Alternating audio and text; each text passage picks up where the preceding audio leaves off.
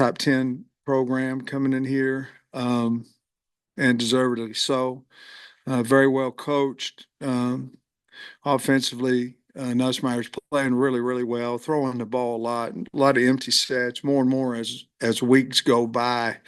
Um, Throwing it more and more, and they should. They're really good at tackle, where they can protect both tackles, and really good at wide receiver. So our defense and tight end as well. Our defense has their work cut out for them because they're well coached and playing extremely well defensively. Both our defensive ends are a problem. Swenson and Jones, both really good players. I like their linebacker group as good as anybody that we played, uh, starting with Weeks and then Penn and Burns. They're really good players. And then Gilbert's playing really good at safety, making a lot of tackles for them there. Um, Defense probably is what you notice a little bit more this year, the improvement that they've made over last year. And then their special teams are really good as well. Have a great punt returner and kickoff returner. So they're in the top 10 for a reason, because they've well coached and big and fast. So we're excited about the challenge, but it certainly is a challenge. Very good going. Yeah, any update on Taylen, and how have you guys kind of managed him this week and last week? Last week it was probably that way, Trey, for everybody on the team. We was trying to get healthy, but yet um, uh, get some physicality as well on Thursday. Taylen practiced. First was a walkthrough, which he would be practicing whether he was healthy or not, in that. But he's practiced each day. We're hopeful that he'll be ready to go. So I feel like he will, but we'll have to wait and see a little bit more. I probably know a little bit more about Tuesday, Wednesday, but we're hoping that he's ready to play, and we think he'll be able to. With the Oklahoma State game, you guys were able to watch the game live because y'all played on a Thursday, their Saturday game. Did y'all watch the LSU game, any kind of capacity like that? I think our staff did. I watched the last quarter, I guess, live. Certainly, obviously, came in yesterday and watched all of it, but I think most of our staff did. I didn't see it. I was at a concert. I'm gonna catch hell for that too. But by the way, so you guys know, we get the tape, and I can watch it and every rap like 50 times if I wanted to. My wife wanted to go to a concert, so I went. So y'all have fun with that. What concert? Tracy Lawrence. He was good. Just other injury updates from you, Coach. Patrick Kudus, you mentioned him last week. Miguel Mitchell, Jalen Braxton, Rodney Hill. Okay. All at you at once. Who'd you say? Kudus. Practice. We'll practice this week. Hopefully he'll be available on Saturday. Miguel will be ready. Who else did you say? Jalen Braxton. Braxton, I don't think he'll be ready this week. And probably Rodney Hill will be out as well. Okay, cool. And then as far as LSU's passing game, Ole Miss was able to keep Garrett Nussmeier pretty off balance for most of the game until the end there. Just how do you guys kind of emulate that? What did you see them do that might work? Well, they did a lot of they tried a lot of different things. They got pressure on him. He moved up in the pocket there on that last one, threw a dart to tie the game. He is a little bit scary scrambling as well, but he knows where his pocket is. He's good in the pocket. Um, as this may sound, they want to throw the football, but we have to stop their running game. I mean, we have to. They can't have both of them, or we'll be in trouble. So they got a few plays in the running game. Got outside to contain, went for 20 or 30 yards a couple times. So we have to get them. They'll want to be in five wides, but we need to get them to throwing the football, and hopefully, we can pick a few of them and get to him and get some negative plays. But that's when Ole Miss was having success. They won first down basically, and when they didn't, they didn't have as much success. And LSU got 2 fourth down conversions on that last drive, and it's hard to do, but Nussmeier and the receivers did a great job. Well, the whole team, but they did a nice job of catching the ball, and he did a great job of stepping up and throwing it. It's a rarity to play back-to-back top 10 opponents, but you're doing that. And I wonder if like the emotional high that you have to achieve, or you don't have to, but you achieved to win last time. If you feel confident the team can reach that again, and did the open week help in that regard? Well, I believe that the open week would, well, you'd get through all your back pats and you're the greatest thing ever walked, So I think the bye week does that. It also gets us some more players back, where last week we didn't really have very many tight ends that were able to play. And now, we were using Street as a tight end, and now we, got some of those guys back too. But, I said it a while back that, when you play in this league, you could basically say, okay, this is a Cotton Bowl this week. Okay, well, this is a Peach Bowl. It is, and that's what it is. So you in this league, you have to get up every single game because there's really good opponents. And even we found out, even the ones that are unranked like us are pretty good. And so you have to, it's about the preparation. I think our kids, I think they understand that. And I feel like we had 4 really good days last week, and I think we will this week too. So I think it's more about the preparation, and that's in the mind too, but than it is anything else, and getting a little healthier. And we are that now.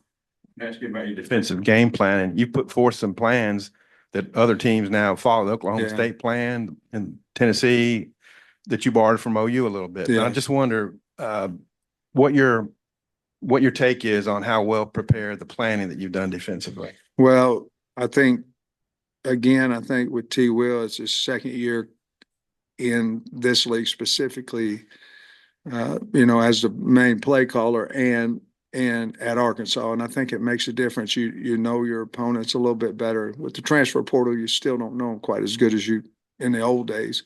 But I think that those guys have a better understanding of each other, have a better understanding of who we have on our team, because the plan has to work for what your personnel is. Just because someone else did it doesn't mean it can work for us because of personnel. But I think T. Will and his group in there have done a really good job of understanding who we have, how we can put pressure, how we can stop our opponents, and have done a really good job of not being afraid. Because like when you first come in, you might be afraid to try something because it's your first true spotlight. And I think we've had enough success now where he's going, okay, this is how we can win. This is what we can do. And I think he's much more comfortable, and especially since the success we've had of changing some things has worked. We'll see what happens on Saturday, though. But I think that has a lot to do with his confidence. Nussmeier's only been sacked twice the entire year. I guess as an offensive line guy, just what has the LSU offensive line done so well that's going to present challenges this week? Well, I didn't know that stat, but they're good at tackle. They're really good at tackle, and they're good at him being able to step up because their guards and centers they're big. They're guard and their center. But I think he gets rid of the ball. He gets rid of it fast, knows where he's going on his reads, and so that's why he's, to me, and he has a quick release. I think that's probably why he's had a few sacks along with. I think their backs are good in protection when they use them. A lot of times they'll empty out. And I think that their tackles are extremely good players. Landon has had a sack, I think, in each of the past 2 games, but his stats, they're still not I don't know, anything crazy or elite, but he's playing really good football. What does Landon do that makes him so impactful, even when he's not maybe getting to the quarterback? He plays hard. Number one, he's long, but he plays hard. Um, he has his get off is much faster this year than it's been. So he's putting the tackle in a two-way go. Obviously, if you get off slow, you're either going to bull or run the edge. Now he has added that spin and or that inside move where he's getting the tackle to open up a little bit. It'll be a big challenge for their tackles and for him. Be a good matchup. But that's what he's doing. He's playing just so much quicker off the ball than what he has been. And then on the opposite side of the line of scrimmage, you were really pleased with how the offensive line played against Tennessee. What went into maybe the improved play? Was it any better communication, any one particular person? What kind of led to that? Well, I was pleased that we got better. We still have a long way to go there, but we have willing participants up there. I thought Carmona played as good a game as he's played since he's been here. I thought Nichols did. So when those guys started, Braun's been really consistent. E. Harris has been consistent. Keyshawn has been consistent or has been good at times, and then sometimes his technique has gone awry on him, which we're trying to get fixed. And he's willing to. I love him. He's going to be fine. But I think as a group, they all five of them had some of their better game, a little bit better game than what they had before, and that makes them together. We didn't have the blatant missed assignments as much as we had in the past. Talk about Braylon Russell, because I feel like we talk about him a little bit here and there, but just overall, what has he shown you since the day that he walked on campus for him to play such a role early on as a freshman? Well, freshmen to get on the field, I think the first thing they have to show you is that they're tough. I mean, that's because if they're not, they'll be on for a game and off for two, and so he's shown us that he's tough. And he's also been willing in pass protection, and those two guys with him and JJ, we need them to be because they're big guys. And but I thought that he would run the football about like what he is, that he'd be a force and he'd get downhill, and he's faster than people think.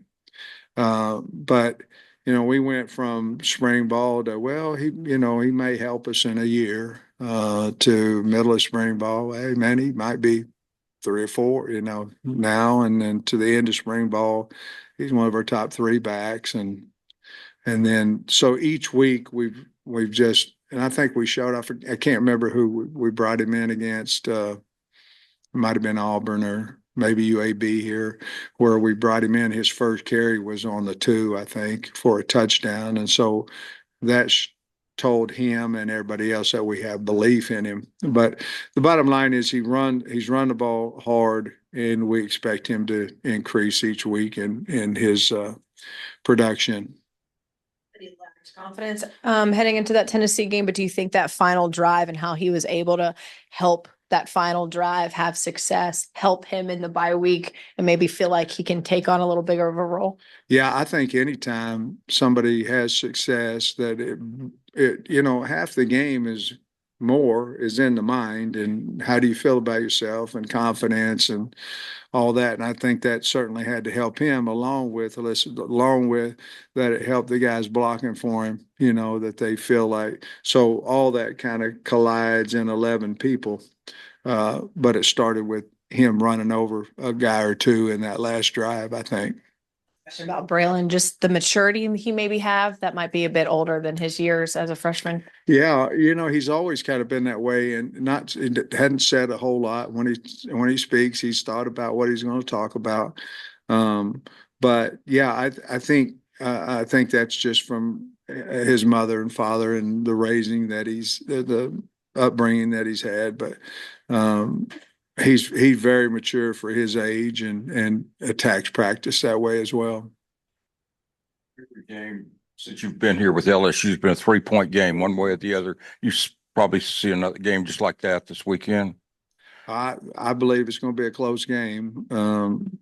they have a really good team, and so do we. And so I think it'll come down to turnovers or whatever. We've got to play a smart game, physical game, because they're very, very physical. But we have high respect for them. But I think it'll be one hell of a game to come watch. Coach, you said you hope to have Kudus available. Does that mean he could play? Yeah, means he could. He certainly could. He's still having some pain in his back, and we've got to eliminate that before we put him out there. But he practiced all 3 days last week, but of course one of them was a walk. But Shift things around. How would you? man, we're working on that one, Trey. So we'll have to see if he's available first. Is that what you meant? You might have just been speaking in generalities on Wednesday, but you said bye weeks are for position moves and things like that. Was that anything like that, or maybe something? Oh, it else? could have something to do there, if he's available. But he's got to earn the right to get on the field through his practice first. But no, there's anytime you have bye, you go over your entire roster and you try to say, okay, if putting him here, does that help us? Putting him here, does it hurt us? And you got to be right when you do that. You can't be wrong because it's not going so bad as it is. But like Hudson Clark, what do you do with him? What do you do with him? Because he's a really good player, and how do we get him on the field more? And all those things. So all that kind of goes hand in hand with the bye week. I know you guys shorten practices a little bit, but a lot of times coaches will use bye weeks and scrimmage players who don't play much or anything. Any of that, and anybody stand out? No. What's happening nowadays, you have several different things going on. One of them is I want a red shirt. I want a red shirt because for whatever reason. So now you lose 2, 3, 4, which we've lost a couple guys. And then you're sitting here going, well, you're trying to get people healthy, but yet you're willing to go out and crush your scout team, your exchange guys, to get them more of a look. We played 59 players, I think, last week. So we are depleted, like probably a lot of people on scout team. So we decided not to do that because obviously anytime you lose somebody, that puts stress on others, and they have to go 8 plays in a row instead of 4 or 10 plays in a row. And so as much as I hate that, because we used to do that, we weren't able to do it this one. Would we do it the next one? I don't know. It depends on the health of the team. But those kids always like to do it, and we do too as coaches. But we just felt like right now, because of where we were, the injury list was about that long, and we kind of wanted to shrink it a little bit, so we didn't do it. I'm not sure if Paschke was on Christina's list, but what's his? Yeah, he's ready. Thank the Lord. It's good for him. All right. And then you played 3 redshirt freshman quarterbacks in a row with Auburn, A&M, and Tennessee games. And now you're facing a guy who's been through it a little bit more. How does that maybe play into the calculus of how you defend them? Well, along with they can protect him, and he's got really good wideouts and tight ends. It will affect what we try to do against him. We have high respect. He's a really good thrower. But those other guys you're talking about, besides Marcel Reed, because he hadn't had as much game time even this year. He didn't start as a starter. We thought those other guys, and we thought he was too, because they all 3 were really good players, are really good players. It's probably still the same thing. You got to move the guy from where he wants to throw the ball from. You have to get in his face. You have to push the pocket. We just know that Nussmeier's older, and with that sometimes it becomes wiser, and so I don't know how much it'll affect it, though, to be honest with you. This question's from Andrew Hutchinson. He wanted to know about if there have been any redshirt decisions that were made that you know of. No, none at all. You've been doing it now for, I guess, 3 weeks. Just thoughts on the SEC availability report. Has it made any difference? You got knowing also which players might be out for the other team that you're going up against. Well, I still think the answer you'll see is probably on Friday. I still think it's that way. I think the outs are the people that everybody in the world knows are out, and then your probables and all that. But we certainly look at it, and hopefully that we can find information out on that as well. But we do look at it.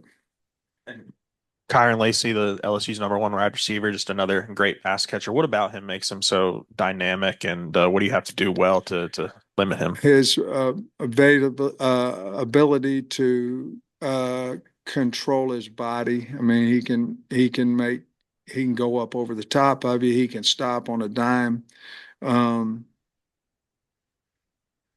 Probably that. His route running. He's got everything, but he can. It's amazing they replaced who they had with other great wide receivers, but him catching the back shoulder there at the end, really good play. The thing about Lacey is if you look at that game, and I don't know what it was, maybe play 15, 14, 21, somewhere in there. I mean, it looks like he gets hit. It looks like he can't even come back. And 2 plays, he goes out of play, comes back, so he must be tougher than nail, but he came back and then caught, I don't know how many balls, a bunch in the game in the winter, but it's just his ability. He got natural ball skills, but he can control his body as good as anybody I've seen.